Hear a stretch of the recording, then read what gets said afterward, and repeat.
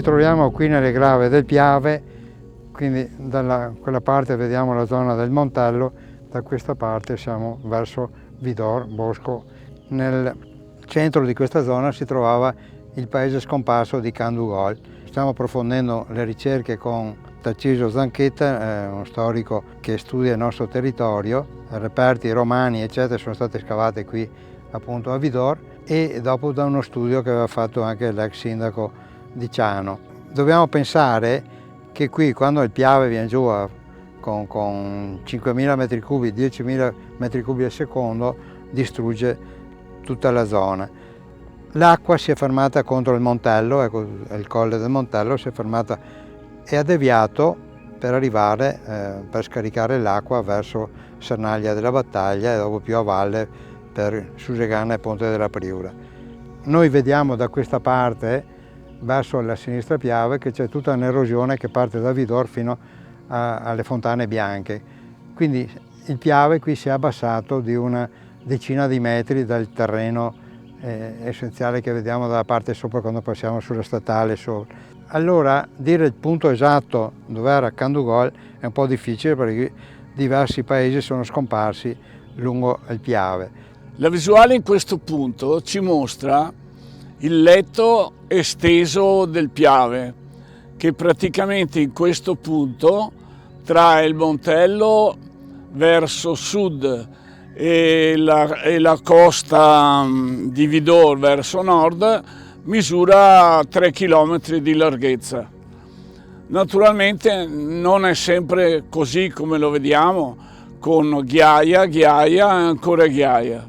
L'acqua che dovrebbe arrivare dalle montagne è molto scarsa attualmente e di conseguenza dimostra che questo posto è un posto che ha diverse attitudini, non quella dell'agricoltura, mentre dai libri e dai documenti antichi del 1400-1300 noi sappiamo che questo posto era coltivato alla pari del Montello con la formazione della foresta di roveri.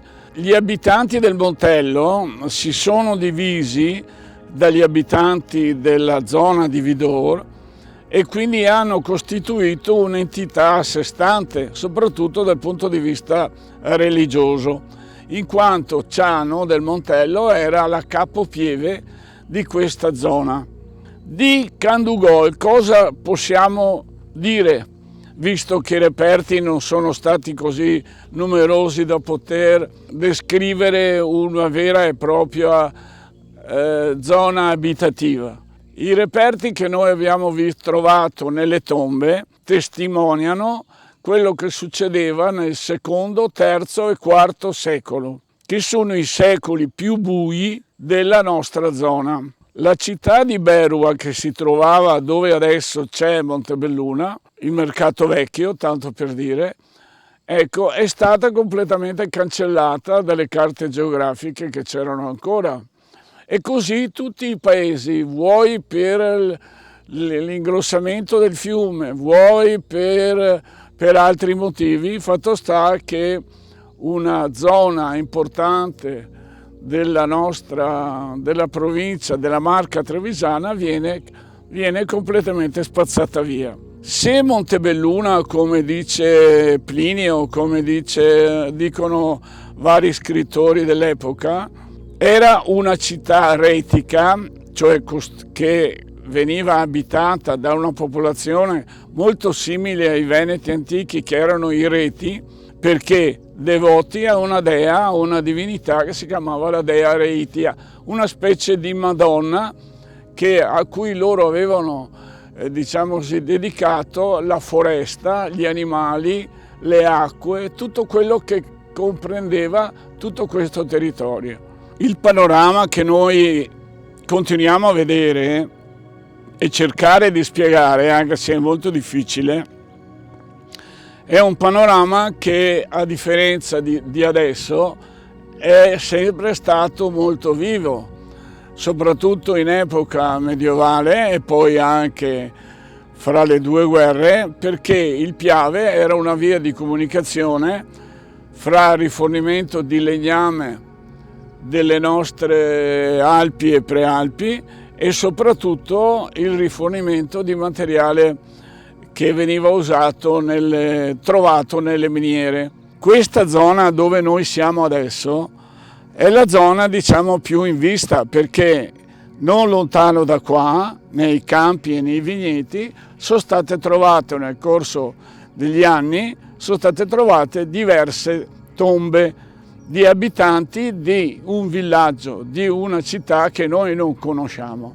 Queste tombe racchiudevano tutti gli oggetti importanti degli abitanti e naturalmente dimostravano anche l'appartenenza di quei territori a questi nuclei abitativi. I Reti, che abitavano a Berua, avevano probabilmente colonizzato questo territorio e avevano portato la cultura, la civiltà e tutte le altre cose anche qui.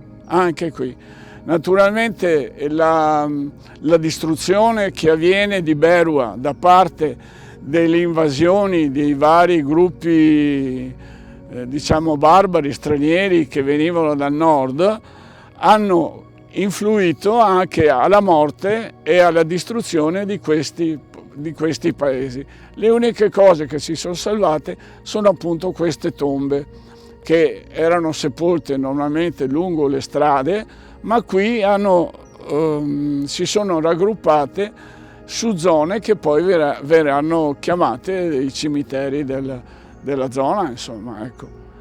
Quindi i reperti che noi abbiamo trovato e che sono in vari musei, in vari depositi, sono importanti perché danno una testimonianza reale che questa zona ha a che fare con Candugol, con quella città che era in mezzo al Piave e adesso non c'è più.